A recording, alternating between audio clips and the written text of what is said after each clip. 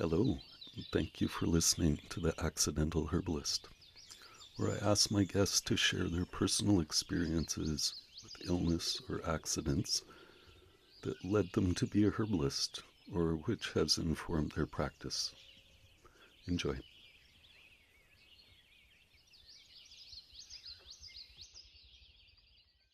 Welcome, Linda Rose, to The Accidental Herbalist. Thank you. Linda Rose, I've known you for a good number of years now, Yep. 15 or 20, something Oh, like that. keep going. Keep going. Yeah, I know. I tend to forget unless I update, right? But for a ways back, and I feel like we're contemporaries. We're kind of peers in this, if you want to call it a profession or a calling, Yeah. the herbalism, and we've had great talks for decades. Again, Yeah. whenever we do meet up. Um, I think of you, and feel free to correct me later, but I think of you as a real market herbalist. Yes. Like for so many years, you foraged, a good Yeah. part of your own materials, and you brought it to market, and you would parcel off with it little pieces of wisdom for people in terms of how to use things. And but there's a specific, I've done a lot of markets too, and I know there's a specific kind of, you got to be quick because it's not like you get to really assess someone. So you have to be able to read their body That's right. language and kind Yep. of intuit. So I think of you as a very intuitive herbalist. Yes. Yeah. Uh, Oh, like thank you. much more so than most, and you can kind of feel it off of you that you got the wise eye there. You're always watching everything. You're always watching everyone. Yep. Yeah. Yep. And so Oh, that's, it's who you are, and it's who you are as a herbalist. And so I'd just like to introduce you that way, as a very organic creature. Like it's not through schooling, it's not through the kind of academic discipline that you've become this herbalist. It's road right. tested. It's all. It's road tested. Yeah. Yeah, I would agree with that. Yeah. So thanks for being here. And then the question that I ask everybody to kind of head things to start things off is, what accident or illness brought you to herbalism or has informed your herbalism? Because Oh, I've formed this question just because I've talked to so many herbalists who it was through illness sure. that they were kind of forced, redirected down the path. Yes, definitely. I was redirected down the path at 31 when I was diagnosed with cancer. Uh, Okay. and I had cervical cancer, and my doctor at the time was the Right Honorable Carolyn Bennett, who became the a minister in the cabinet with Trudeau. But at that time, she was working at Bathurst and Bloor in Toronto, which was a really interesting area at the time. But she was one of the progressive women doctors that I could find in Toronto because I had other experiences at university and I needed a progressive woman doctor. So she called me and said, you'll be in the hospital at 8 o'clock tomorrow morning and the surgery's at 9. And I said, but I want to do alternative. She said, you'll be at the hospital at 8, the surgery's at 9. So I thought, okay. So I went ahead and I realized afterwards that, given my family history, my mother had cancer, my father, my grandmother, that if I was really going to fix this, because I'm pretty smart and I know that it isn't a quick fix, that I had to figure out some causes and that I was going to have to go deeper for it not to come back. Mm. So that started me off on a holistic journey. And my journey has included the herbs, it's included all kinds of healing modalities. I have training in several and so on. Um, the market, I think, was definitely my herbalist training. Uh, I landed at the market because I made friends with someone who was bringing tea in from India, really high quality organic black and green and white teas. Yeah, and um, and then they bailed, and I sold. I had a fire sale. I sold everything I had of theirs one day. I sold it all. Whatever people wanted, I made a price and got it off the table and started on my own. And I did the market for 14 years, and I did all my own products. I started. I did a few things with Jonathan Forbes at the beginning, but it didn't really pay for me. Uh, Right. it didn't work. The margins were too thin, and his products, he had all things in jars. It was a lot heavier to carry around, and the Mm-hmm. herbs were not.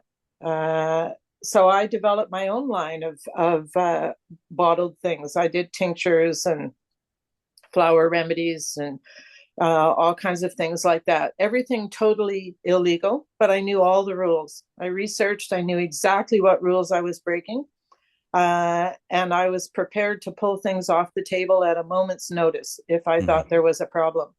Uh, Right. so yeah, no, it was a life experience, because I realized when I started doing labels and really putting the teas together, I realized that I better figure out what I was doing because these were going for people. And they were going to try and use this for healing, so I better get it right. So I Mhm. started researching, and I would sit with like 3 or 4 books across my lap at night with my computer the night before the market making labels. And basically I would read the three, and then I would basically channel what I needed to know, and to put on the label. I became very adept at pulling the kernel of what was required, for that particular combination or that particular herb on the label. Uh, but it was a hell of an experience. I loved it. It was the most work I've ever done in my life, and I've done a couple of things that were hard work, but this was unbelievably a lot of work. But it was partly because I was traveling, to harvest, so I was going out of town every 2 weeks, and usually camping, and harvesting. And I would come back with armfuls, and my house would be full. I have double uh, curtain rods on all my windows, and especially my north window where the sun never really got to. And I could open it top and bottom, and I could basically tie up an entire harvest on that window. So it was quite an experience. I mean, and the people at the market, you know it shifted. I watched the market kind of change, over the time that I was there. When I first started, there'd be half a dozen mink coats there, every Saturday morning, because it was the Rosedale ladies coming in. Then it gradually shifted, and the mink coats didn't show up anymore, but young people did, and people who wanted to know about the herbs, and people from, I mean, I met people from all over the world. It's a big international market. And anyone who had anything to do with the plant world would come to my table if they were in the market. Uh, Right. For sure.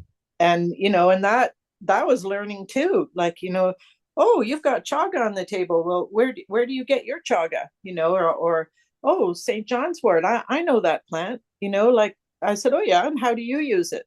And so on. So there was an ongoing dialogue, for the entire time that I was there, often with people who I thought were much more knowledgeable than me, but I was putting pieces together constantly. Um, Right. and I did, when I started the market, it's interesting that you talk about reading people. When I started the market, I had a friend say to me, well, actually, it was before that, was when I was working I worked for the Board of Ed in a parent-child drop-in center. And she said, you're going to need to be able to read people when they come to the door. So I'm going to teach you Chinese face reading and Mhm. neurolinguistic programming. And Mhm. the NLP stuck. The face, I figured that out. I could figure out people's faces. Um, because I grew up deaf. I'm deaf in one ear. Without knowing that, I was never tested until I was like a teenager. So I learned how to read lips and read faces, and use all the other clues in people to understand what they were saying, because I couldn't always hear them. So that became part of the skill set. I also trained as a cranial practitioner, and I learned how to have people stand in front of me, and I could do a scan of their body and then have them turn around, and I could tell them things like right away. And I did that frequently at the market, only if people asked. I tried not to turn it on unless people asked, Yeah. because it just got too overwhelming. I was doing 80 to 100 consultations every Saturday morning. Uh, Yeah.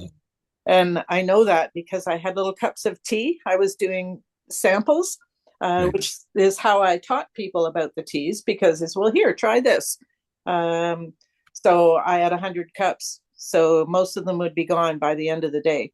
Um, yeah, so it was exhausting. I couldn't believe how tired I was when I finally stopped. And I was, getting my daughter was living with me. She was in university. She was in the final stages of a fine arts degree. There was lots going on to make that happen. Yeah, so it was exhausting, but it was a hell of a time. And I came out of it. I have an encyclopedic knowledge of the herbs. Uh, I in my head, that I've been trying to figure out what to do with. Um, I did a couple of classes last summer just to test the waters and see if I remembered. and Yeah. and partly I think I want to do my own material, and I'd kind of hope to do that some this winter, but you know, other things have gotten in the way. So yeah. So does that give you some ideas? Yeah. I mean, that's a long journey and it's a beautiful story. And the market, those kind of quick assessments, I mean, that's a real talent because I've been in that position and I don't like it. I mean, Okay. it's it's partially these days with all the kind of liability and all the kind of restrictions around herbalism. But Right. as you say, that stuff about the drug identification number and all that stuff, that came down like 25 years ago or something that started. They Yeah. couldn't enforce it well, but the Right. laws were there. When you say you're breaking all these laws at the start, I think this Yeah. is what you're talking about. Yes. Yes. Yeah, which is nonsense. Yeah. Like, 99% of this stuff is nonsense or Yeah. common sense. It's just like, oh, okay. We're going through this thing now locally with the health unit, a similar kind of crackdown that is absolutely ridiculous. And it's literally killing the local kind of market and trade scene for so many things. Because this, Really? yeah, this guy's, anyways, that's a whole other thing. But just to say that is something that's going on worldwide and crunching in on us Yes. more and more, where just common everyday practices that have worked for tens of thousands of years are being questioned with Right. this overly scientific kind of overly urban kind of approach to what's safe. Yeah. And then half the time making things less safe Yes. Oh, yes. in the process, or you turn somebody like me into a fucking liar because I have to fabricate things in order to satisfy some nonsense requirements or whatever, and I'm not that bound up that I can't lie when the right time is Sure. presenting itself. I don't care, whatever. Absolutely. No, I'll, I I get you. know what I'm doing is top notch, Yeah, could not be better. So if I have to say something that makes this guy get off our back, then that's what you're going to do. we have to do it, right? Yeah, no, I hear you. At one point when I was at the market, I heard a rumor that I was selling cannabis at the table, and I was completely freaked, because that I don't want that kind of reputation for what Yeah, I was doing. Like that was just destroy my business. yeah, And my friend at the market said, "Well, go and talk to the manager." So I did. I went over and I said, "George, like I'm absolutely not doing this." And he said, "Oh, I wouldn't have thought that of you." right. Okay. and there it Right. goes. It just dissipated. It was gone. And I realized that, the person that talked about the rumor was the one who started it, Oh, okay. Yeah, right. right? That's how it goes. Yeah, and just kind of ignorance, I'm sure, behind it too, just kind of not really understanding Yeah. what the herbs are for and misidentification and all such things.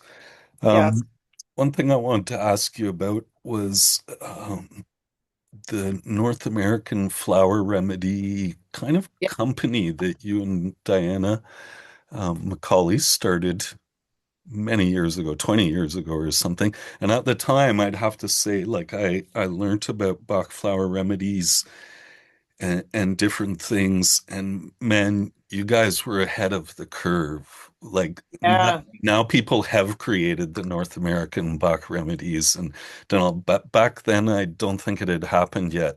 Um, No. and I was thinking along those lines, like we're all, Yeah. Diana and I are good friends. So I Sure. think we're thinking along similar lines. And I was so happy to see you guys do it. But I've been on the the one end of a business a few different times, and it's one thing coming up with the ideas or making the medicine. It's a whole other thing selling it and Yeah. flogging it. So I think for you guys, maybe you needed a shark. You needed We did. a commercially minded person to say, okay, Yes. okay, you've done your part. Now let me do my part. I mean, I think we needed that, like the tea company, and I think Cool Hemp needed it, and all these Yeah. lots of our contemporaries started ideas with brilliant businesses with brilliant ideas, but we're Yeah. just not business people, so they don't fly eventually. They're not flying. Well, I have 70 to 80 flower remedies sitting on my shelf. Right. And that is the one thing that I still haven't done yet. Because Mm, Diana couldn't wrap her head around selling them. Uh, no. so, and I knew I could do it at the market in that context. Yep. Uh, I'm still trying to figure out how else to do it. Uh, Right. because I think, they're magic in a bottle. And, I mean, a lot of my studies beyond the herbs have been about the energetics. Like I did 5 years of training as a shamanic coach, and all that kind of stuff. So and I had Bach flower remedy training. I mean, that's how I met Diana, because I met Okay. Terrell at that Right. training, Okay. and ended up at Brian Terrell's 50th birthday at the Wilno Tavern. Uh, Oh, nice. and I looked at and I thought, oh, that woman across the room, I think I want to meet her. And she kind of did the same thing. So we met, and that was my That's reconnection to fun. the area, because I had been coming up to that area in the 1970s when I was at Trent. Oh, Uh, yeah. I was at Morning Glory Farm in the 1970s. Okay. Okay. So, I didn't know it was Morning Glory Farm at the time. I was kind of following my friends. Um, but I knew uh, Mary Piercy and Alan Comer. And Mary especially was my connection to that area. And I went back to that area. This is before the time with flower remedies and so on, to see them. Um, yeah, so when I met Brian and realized where he was, then it became logical to kind of come back to the area. Um, but yeah, I had an interesting experience at Christmas though. I have friends who used to live here in the co-op, and they still live in the neighborhood, and they have an annual Christmas party.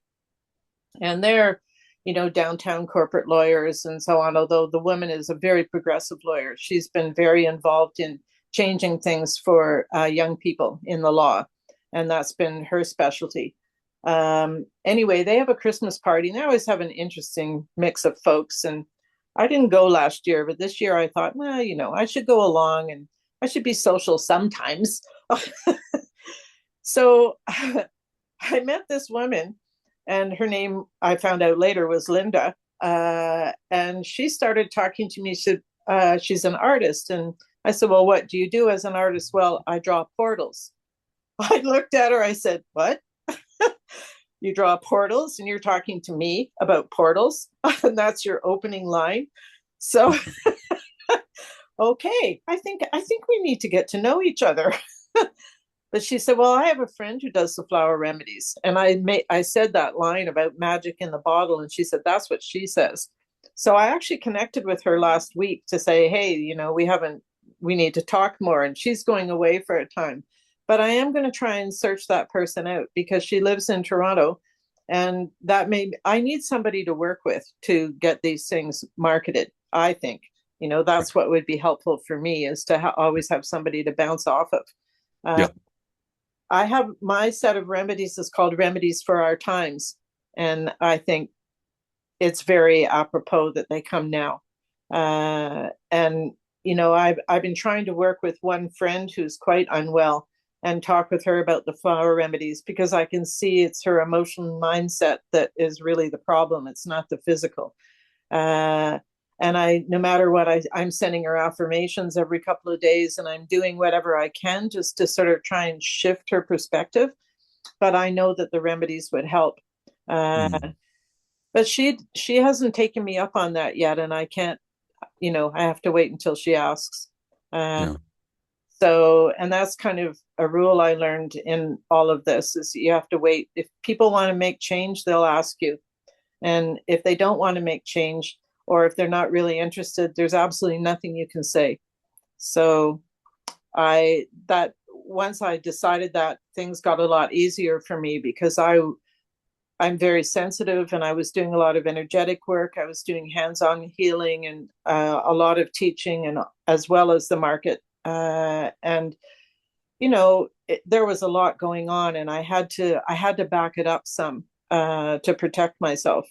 Um, so yeah, that I'm glad I made that decision. It's helped me to be able to be here now, uh, and to be awake and aware and to age in a reasonable way, you know? Yeah. Uh, so yeah, yeah, no, it's an interesting time and I'm happy to have this conversation. I think it's hard for me to find people who are on my level, my wavelength.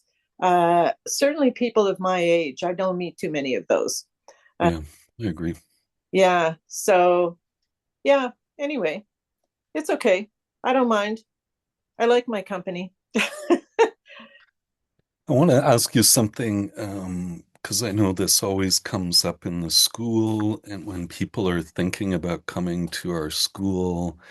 Um, Most people watching this, most people who are, part of our subscription or whatever are urban. Right. Most people are urban. So, Yep. inevitably, and so a lot of the time I'll be speaking about stuff I do or giving examples of things here.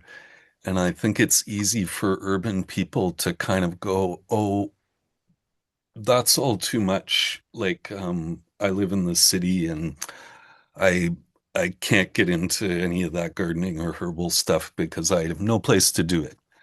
Right. So I kind of I'm gonna hold you up as an example of somebody who has no place to do it.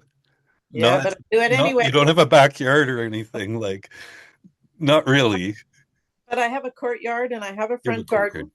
Yeah. Yeah, no, there's a lot of green space here at Bain.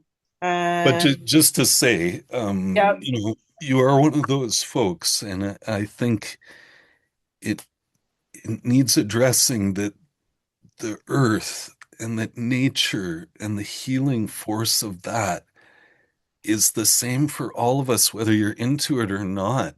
And yeah, so the importance of getting away from your concrete little box yeah, and getting out onto the ground and maybe taking your shoes off and lying on the ground or just yeah, walking or whatever, like this whole forest bathing and stuff that has become yeah, yeah, a kind of a known thing. Well, of course, this is what we've always done, or at least since, the 1800s and we were living in compacted cities and stuff. We need to revitalize ourselves, to heal ourselves, to get out, to feel real again, to feel connected again. I mean, yeah. the city has become more and more of a challenging place to maintain a grounded kind of existence. So I guess Yeah. that's the question is what has helped you connect with the earth and maintain a grounded existence for these years? I have a lot of green space around me. I mean, the buildings are low rise. They're built around courtyards. We have gardens. We grow food. They're mature trees, and I mean, we've spent a lot of time and energy looking after the trees in the last few years because we have so many. And I had a big tree taken down in behind me last summer, and a small one replanted 2 feet from my clothesline, which just like I was incensed. It's like, have you looked at the maples in this neighborhood? They're going to be a yard across by the time they're mature. This is 2 feet from my clothesline pole. What are you thinking? You call yourself an arborist? Anyway, uh, so there's been I have engagement here. Like I had the privilege of working here at one point. I worked here for 6 years and I managed a $6 million construction project and did the first phase of the apartments. I oversaw the electrical upgrade and the plumbing upgrade and so on. And then we did what we called site improvement, which was basically putting the sidewalks in and retaining walls and creating gardens that people could manage all along the front of the buildings. So everybody has a garden, which is kind of magic, actually. Hmm, Um, that's so nice to know that. yeah, I mean, and like I have my front garden is full of stinging nettle. Well, I harvested that nettle every week to take to the market, and I sold a basket of fresh nettle. I sold it out every Saturday because where were people going to get that? And that was Yes, one thing that they knew. Like I yes. had to figure out a few things at the table that I could actually make some money with because things got I could come away with $40 some days, and that doesn't pay my bills. Um, so the nettle proved to be a really big deal. I could get, 50, 60, 70, $10 bags. I'd sell as many as I had and so on. Um, so the connecting with the earth here, the gardens here have helped with that because they're always here. I have plants. I have a south facing window in my apartment for the first time in this apartment. So all my plants are back there, but I put them all in the front steps during the summer. So that's my ongoing kind of garden. Um, I guess, over the years, it's hard for me to garden here because there's so many people. And so I can be out gardening and I'm totally, in a place and somebody comes along and wants to have a conversation. And I don't really want to have a conversation at that point. Mm, So, that's mm, been kind of tricky. In the last few years, something that I've really done a lot more of is I have a place at the far end of Cherry Beach down by the lake. And nice. I've been going there. It's a little wilder section. And Nice. last summer, when it was really hot and I couldn't get into the pools because there were so many people, I thought, I'm just going to go to the lake. I'm just going to go to the lake because it's bigger and there'll be space for me. And so, I put my little plastic shoes on and I walk into the lake, and it saved me last summer. Mm, Saved me because I laid back the first time I did that. I laid back and went, "Oh my God, it's a freshwater lake. It's not a concrete box." You know, and I mean, I've grown up swimming in Ontario in freshwater lakes all my life. So, and Lake Ontario, maybe it's clean, maybe it isn't, maybe it's somewhere in between. I don't really care. It's grandma earth here, and it's fresh water, and it's better than water in a lot of places in our world.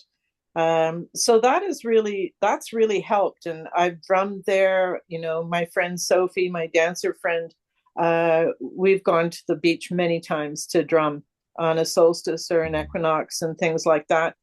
I've kind of backed off from some of that, but I'm there frequently. And it has saved me. And if I don't want to go for a walk on the sidewalks, I go to the beach and I walk on the sand. Uh, So and nice. Yeah. yeah, I know that spot because yeah, I mean when you live in Toronto or any big city, there is always these special spots.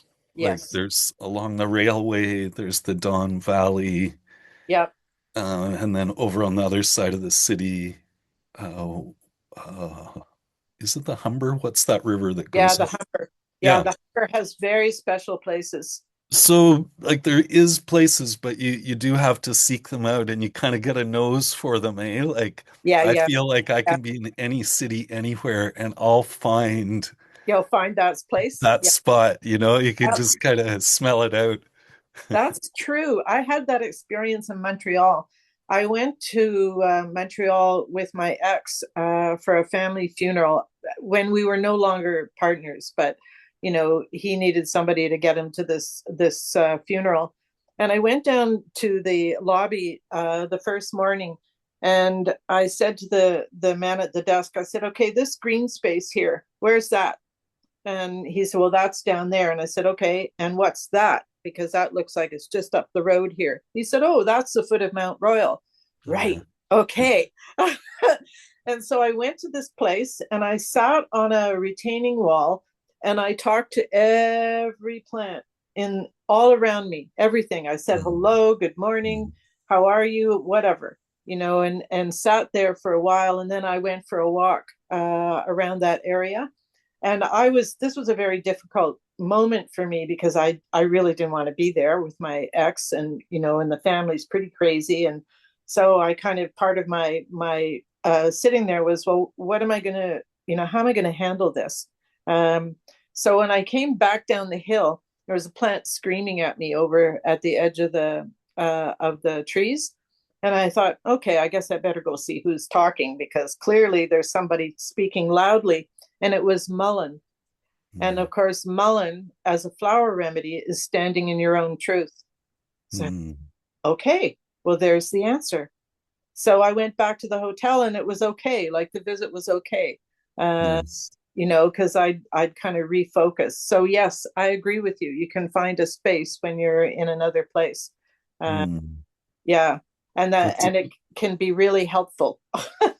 that's a lovely story, and I love the part of, you know, really greeting and honoring the plants, because you know, I don't have to tell you, probably don't have to tell most people listening, they can feel us, you know, and Yeah, so when you can speak something and align your emotions with it, like they can feel it. I actually just saw this thing, some YouTube thing or something, but it reminded me of The Secret Life of Plants. It was pretty much right, right out of it. This guy said, you know, he'd put these electrodes on the plant and stuff, and the plant could sense when he started to come home. right. Like there was a ding. So like this, I mean, again, like when that book came out and we all read that stuff, we were all just like, oh my God, this is going to change everything. Everyone's going to pay so much more attention to the plants and stuff, but Yeah, absolutely not, nothing. I So people know. are rediscovering all this same stuff right now. And, you know, I have a friend who makes music with the plants, like with the electrodes, and they jam. You Right. know? Oh, nice. Oh, Yeah, so I tried that. So Okay. there's all manner of exploration that could be going on with plants, but people can't get past that initial Yeah. barrier, which is that they're intelligent beings just like us. They're just Yeah. like people, you know? Yeah. Like, I've been talking, my plants in the back, it's three sides of glass, and that's where I sleep. And I have plants all around on the windowsill. Mm, But it's been minus 30, so it's really challenging to stay warm back there. So, and I'm worried about the plants, like they're right beside the window, and there isn't any place else to put them. That's not a choice. So I have another layer of curtains, a sheer layer between them and the window. And I talk to them every morning. I know this is really hard. It's gonna get warmer, you know, yeah, yeah, and yeah. and so on, and I have a little electric heater that I put in there because we're in a difficult situation with our heat system here. Uh, Mm, and it is maxed out right now because the renovation of the heat system that happened a couple of years ago, they didn't put that fourth boiler in.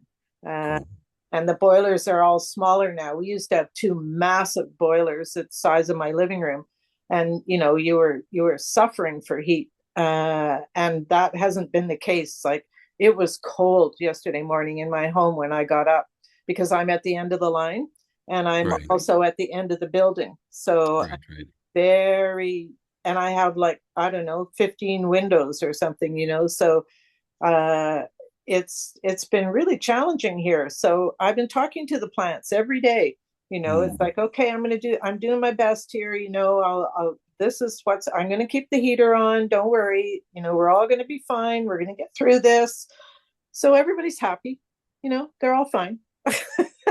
yeah, It makes for me sure. feel better, because I'm doing something. Um, Well, and this time of year, I mean, the energy does start to flip around too. So I even find that the plants are responsive to the spring light, which is yes, starting essentially. Like it's yes, amazing that February 1st, second thing every year. I'm stunned that you can actually sense, you can see in the quality of the light, you can yep, feel it in the air. Something yep. changes right then, every year. It's amazing. It Well, re they call in the old way they called that oh, what did they call it? Just went out of my mind. There's an ancient women's celebration called Lupercalia, which is where Valentine's Day comes from. Oh, okay. The And 14th. Yeah. Lupercalia is the celebration of the heat. That's what it is. It's the Okay. rising of the heat. It's Right. the awakening of the earth. Uh, Yeah. and women used to make pastries. It was a woman's celebration in particular, and they'd make pastries in the shape of both male and female genitals, and they drink too much wine and dance and have fun. Nice. Which is like makes much more sense to me at this time of year in terms of how we might celebrate things. And I've for years made little Valentines, but my Valentines, I cut heart shapes out of all kinds of bits of paper, and they're very small. They fit in your palm, and I put them all together with different colors and whatever. And it's just a little pile of hearts, and there's no words. I tried words, they got in the way. And so I've given like used when I went to the market, you would see on people's fridges there'd be little valentines down their fridge, or you can see here there are little valentines on people's doorways, because they keep them, and they put them up somewhere. So yeah, so I'm gonna do that again this year. I didn't a couple of years ago, and I kind of missed it. Uh, I like hearing about that because, I think it's kind of like with Christmas, it got hijacked by yeah, this whole commercial reality. And with Valentine's Day, it got hijacked by romantic notions that are very modern. yes, Whereas the deeper fertility aspect of yeah, it, is very ancient and makes so much more sense. Maybe I, yeah. I won't reject Valentine's Day as much as I have in the past. Yeah, yeah, exactly. Well, there's a story there too. I used to look at a lot of the. I was very studying the women's ways for Mhm. a long time, the ways of the goddess. I figured I needed some balance. I need to understand Yeah, more yeah, about. for sure. Me too. Uh, yeah, so and in some ways, I'm going back to that because although I've studied a lot of indigenous ways and so on, because I think the shamanic studies it wasn't indigenous people that were teaching me, and in the end that was what drove me away. I couldn't do Mm. it anymore, Yeah, but I walked away with as much knowledge as I could, yeah. and some great experiences. Like I love the freaking ceremonies, sort of, oh, I get to hang out in a tent for 2 days and I don't have to talk to anybody and I don't have to answer the phone and there's no kids telling me they want something. Oh, that's great, let's do that. I So find at the school, not even just the ceremony itself, but what you're talking about, which is like um, kind of code of sacred behavior where you're honoring yourself, you're honoring the space, you're honoring everyone. So you don't talk yeah, because you can't talk and do that. So not really. Yeah. So, you're all just holding that sacred space, and just Yeah. that is so powerful to do in a collective. Yeah. And people miss it so much, like at the They end of the do. school, at the end of the 2 years, very often people will say it was those times that were the deepest and most valuable for them. Right. Right. Not the lessons, not all this hands-on stuff, not all these other stuffs, but the actual kind of space Yeah. with other people was Yeah. like the most unique experience. And with the ceremony stuff, I probably have gone through a very similar cycle with you where I did it with First Nations people for decades, for years Right. and years, sweat lodges, pipe ceremony, moon ceremonies, different ceremonies. But then, at a certain point, um, it feels more like theirs. And Right. simultaneously, I can feel what's mine, what's Right. just human. Yep. And Yeah. so, in a sense, I've recreated a lot of those ceremonies, but I'm not stepping on any toes.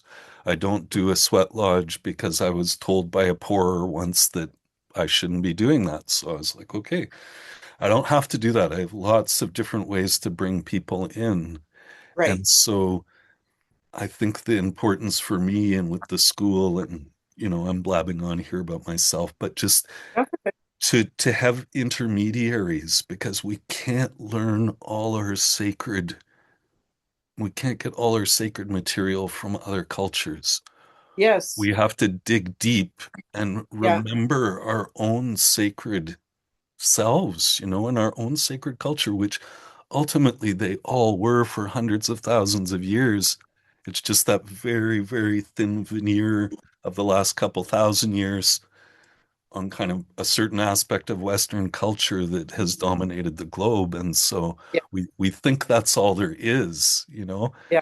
It's like patriarchy or all these other things that we've only seen these models. Yes. But Yes. Yeah. then, thank God that there are still other cultures and that we can look around and go, okay, there is other ways here and not totally emulate them or copy or take it from them, but wake up from their teachings and go, Right. okay, how can we do this in an integrated way for us? Yeah. Yeah. Yeah. No, Yeah. that's been a really tricky thing for me in the last few years because I I don't know if you remember, but you at one point introduced me to the Native Women's Resource Center because they wanted you to come down, and you said, "Why don't you ask Linda? She's Oh just yeah, around." right, right. So I did work with them for a couple of years. I left twice. The first time because I had an experience with a woman who was so depressed, and I spent Friday morning with her, and I couldn't get my shit together to do the market that day. I actually finally called a friend that Mm. night and said, "I need help. I'm stuck in a place here, and I don't seem to be able to shift it in order to put things together. Like I have to wash my cups and do basic somethings to be ready for tomorrow." Um, and I thought, okay, I don't think I can do this anymore. Like it's too overwhelming for me. And I did things with them. Like I taught with them. I did for 2 years. I used to do the Total Health Show at the convention center. Yeah, And yeah, yeah. the first time I went, I went, oh my God, I was so overwhelmed by the energy in the room that I'd go and hang out with the Shambhala people under their crystal and copper wire things and sort of get myself together. And I did that and the first year. And then I thought, okay, so if I'm going to do this show, I'm going to have to balance the energy in this room in order for me to be here. Mm, mm, So they used to have the uh, what do you call it? The food dispensary in the center of the place. And I thought, okay, so I'll make a medicine wheel around the food place. So that's what I did. I worked with Richters. I took them my sacred tobacco seeds. They grew 40 pots in the greenhouse. I had a cedar tree, a 6 foot tall cedar tree in the east with a gate. Uh, you know, buckets and buckets of sweetgrass all along the south face, mm. all up the west, all of the herbs along the north.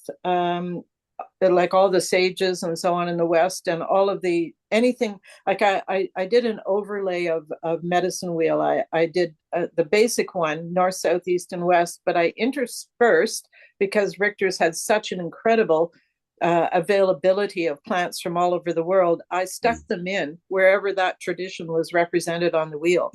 And then I Nice. had those 40 pots of tobacco all along the north side, because in the wheel that I was taught, that's where it sits.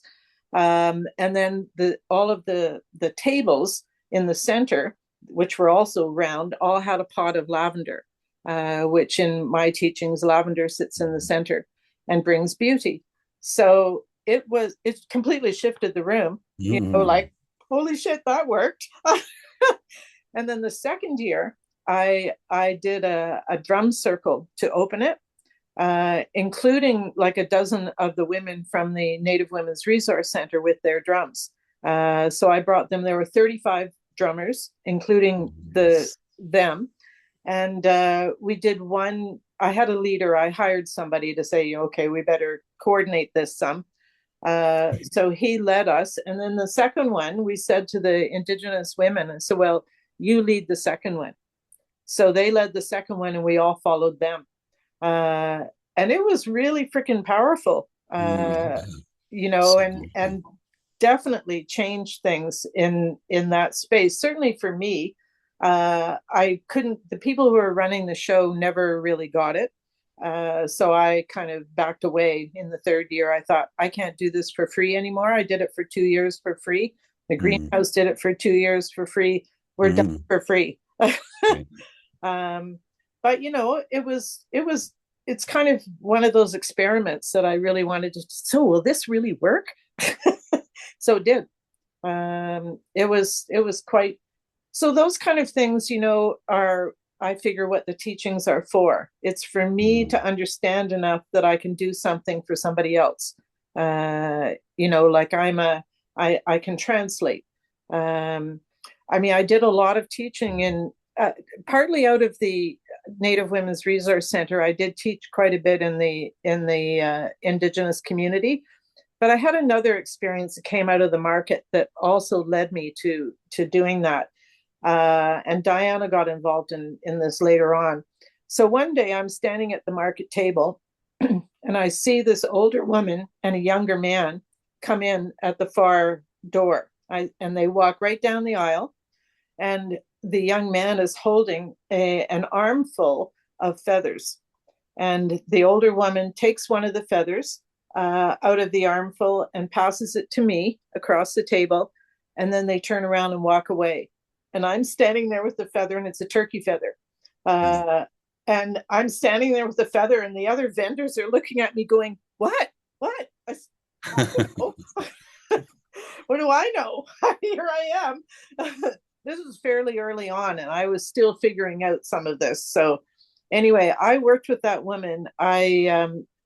She was an incredible personality, and I traveled with her for 2 years as her driver to go to these meetings up north of Parry Sound on a reserve there, with 12 representatives of the 12 Indigenous settlements in that area, and an overlay of Ministry of Natural Resources people, all of who were Indigenous, or for the most part. And what they were developing what turned out to be a small museum at the French Mm. River.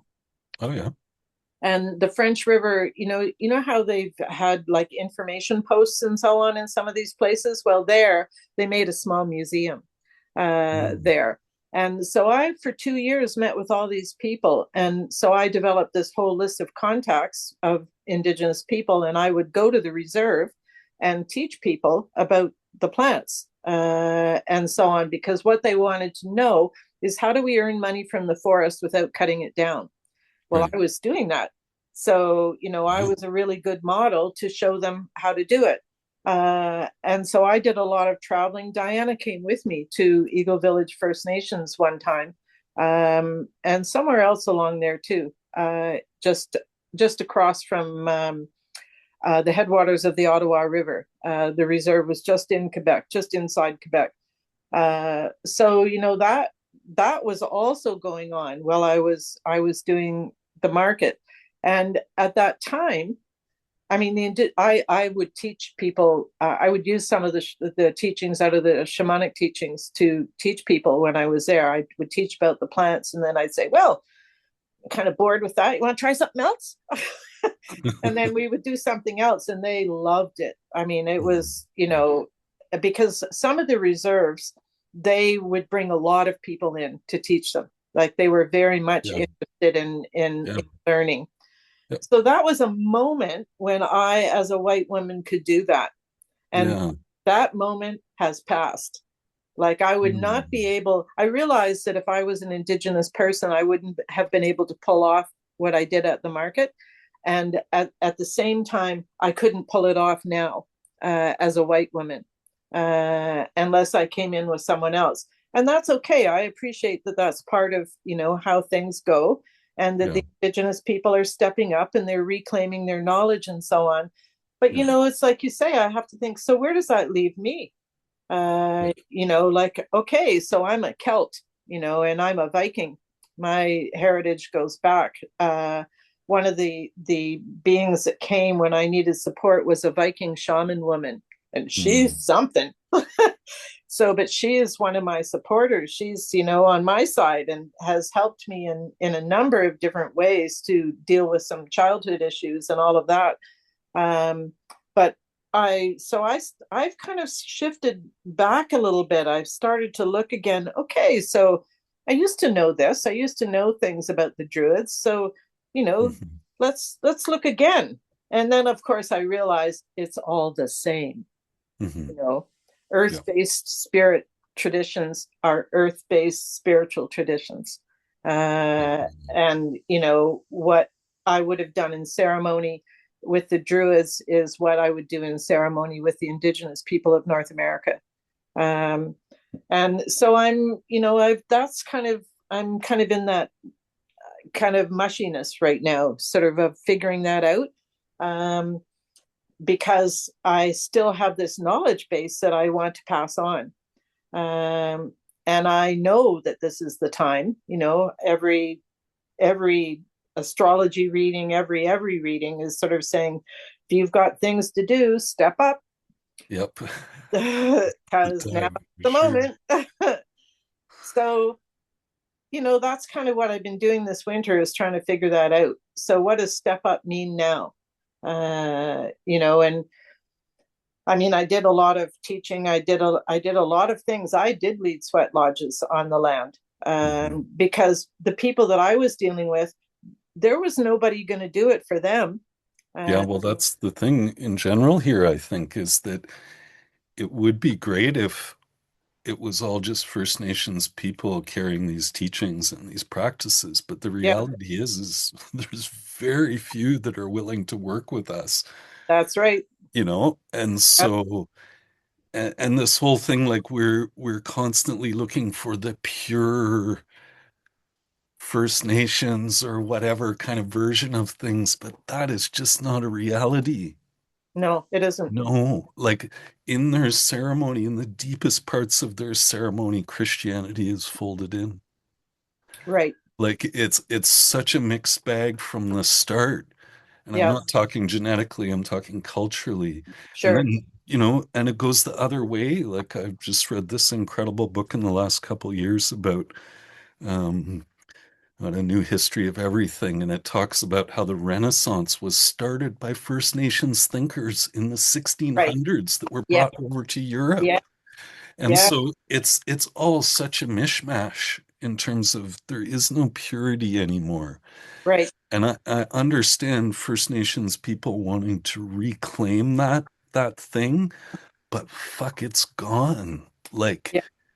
this Yeah. is the sad truth. And the real teachers, the like Art Solomon or William Commanda or Yeah. like these real elders, they don't even flinch whether you're white or a native person. It doesn't matter to them in Right. the least.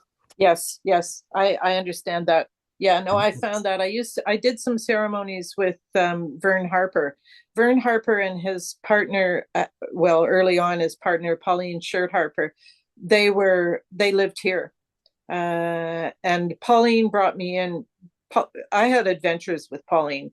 I would do the strawberry ceremonies with her, like when they had markets at George Brown College because she was the elder in residence at George Brown. So I Right, taught there and right. I did things with her and she took me to other reserves and so on. And, we got lost and we're on the road for 6 hours and all kinds of crazy things.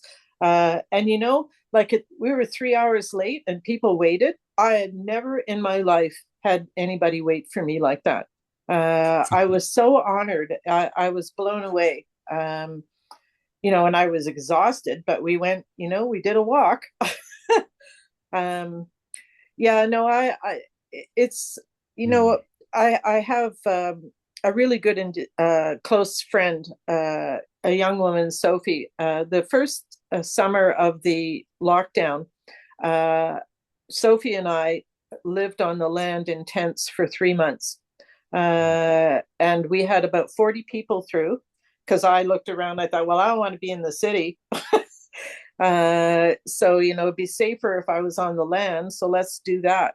So we figured out we ran a community of about 10, 12 people. And, over the time, I'd say 40 or so people were through. We did ceremonies. We drummed every night at a big 15 by 15-foot tent that I put tarps down and then carpets and cushions and drums. Uh, and we were there in the evenings to stay away from the bugs because it wasn't possible to be there without being in a screened in place. yeah. But that was like it was like one of the most special times in my life, that 3 months. And Sophie and I both, like, Mm, she's a dancer and a musician, and everything was gone. Like she had nothing. yeah. Right. Everything was, so she spent that whole year organizing, or that whole summer, and is flying. I mean, she's a fully working, full-time dancer right now. And she was just here, so she's on my mind. And I mean, she's in her early 30s, but we're tight. She's one of my best friends. And it was that experience, of coming together in that way. And I wasn't doing ceremonies to try and take anybody's way. I was trying to do ceremonies to show people this other aspect of themselves, because everybody around me was doing what they called meditations and doing ayahuasca. I Mm. went, no, no, Oh, no. right, right. You have to learn how to do this in your own mind before you add something else to it, like ayahuasca or whatever. There has to be balance here. If you're just doing the ayahuasca, then you're not doing your work, as far as I'm No. concerned. Oh, Uh, for sure. and It's an opening for people, as probably psychedelics were for both you and myself, but yeah, it's just an opening. It's just to give you a glimpse of something. You have to do the work. exactly. You can't stay in that spot. Yeah, yeah, yeah. No, I agree. Yeah. So it's but anyway, Sophie and I mean, I appreciate her as a progressive Indigenous woman. And we've talked a lot about this kind of issue and so on. And she certainly recognizes where the culture is. She's Métis, but she was adopted out, an organized adoption. She's very knows her birth mother, knows the story, is in touch with her family, both sides, and so on. But she was raised by two white teachers who gave her the training she needs to be the person she is now. And Right. she's doing remarkable performances. Remarkable. I mean, they're teachings, in Yeah, sure. so many levels and ways and so on. I'm in awe watching her. And so she comes and stays here, and I feed her and take care of her, and that's my contribution, Uh, Nice. but yeah, it's I've really enjoyed it, but I so recognize the spot that Indigenous people are in now. I mean, I actually had to leave the Women's Resource Center because I was assaulted. I was physically assaulted. Mm, And one could say it was an accident, but I don't think there are any accidents. And I decided when that happened that that was enough. I could not, risking my emotional health is one thing, risking my physical health as well. Okay. I'm drawing a really big line here and I'm walking out now. Um, and that young woman, she came to the table, you know, months later and I knew she didn't mean what it looked like she meant. So I was able to, give her big hugs and whatever. But it's kind of like it's like there was that undercurrent there in how they dealt with me or how they looked at me. Um, Yeah, and I I do. knew that, and I knew that, when that line was crossed, that it's now dangerous for me. So I've really backed away. Yeah. And I don't particularly, that's my dilemma right now, is that how do I come forward when a lot of my training is, I went to the indigenous training here because I want to know about the plants around me. Like, Hmm. I live here, this is my home. I'm a ninth generation Canadian. I have ancestors buried here. I want to know what's going on here. And if you guys are the ones who know, well, that's great. Then teach me. But that isn't where we are now. The complexities of the culture are very, very different uh, than I thought they might be now. Uh, Yeah. I mean, and in some ways, it's getting harder. Yeah. It's these are Yeah. these are And to, sorry, no, and it's okay. to find those like, I wrote a little bit about this in my last book about this phenomenon of what was called primitive skills Yeah, and that kind of youth culture that was kind of really rising up.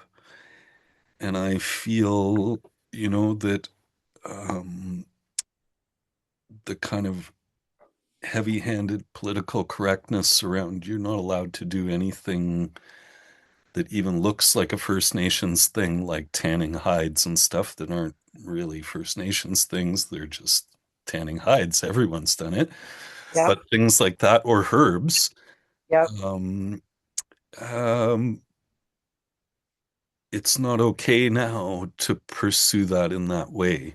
And yeah. I worry that like there was such a small opening to find our way Yes, through, and that was one of the doors that we all kind of went through.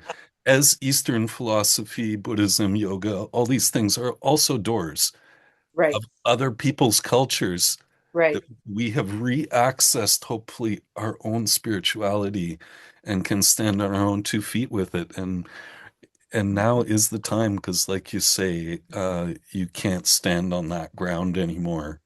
Yeah, No, yeah, not if you have this skin color. It doesn't matter how many teachers have said you're the real thing. It doesn't matter how many communities have adopted you because I have all right, that. It right. doesn't mean shit. If you Yeah, look like this, you're I shit know, out of eh? luck at this point. So, Yeah, no, but that's okay. I yeah, get it too. yeah. I mean, I have mixed race kids. I found myself in Harlem at a nightclub where I was the only white face one night many years ago. And I thought, oh, so this is what it feels like, right? To be the odd person out. And then Yeah, Marvin good Gaye, for us. Marvin Gaye's Sexual Healing came on and it all went away, right? I loved that music, and I'm dancing out there with everybody else. And the difference evaporated. And Yeah, it's that quick on being able to find a connection with people if we let it.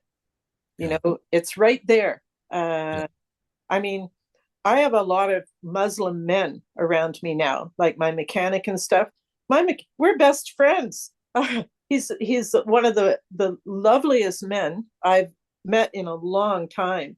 My stationary engineer here is a man from Islam. He's a sweetheart, and I'm thinking, okay, so I get it. I understand a little. I don't know a lot about your culture, but I understand a little bit, and I know why there could be some commonalities here in terms of human to human.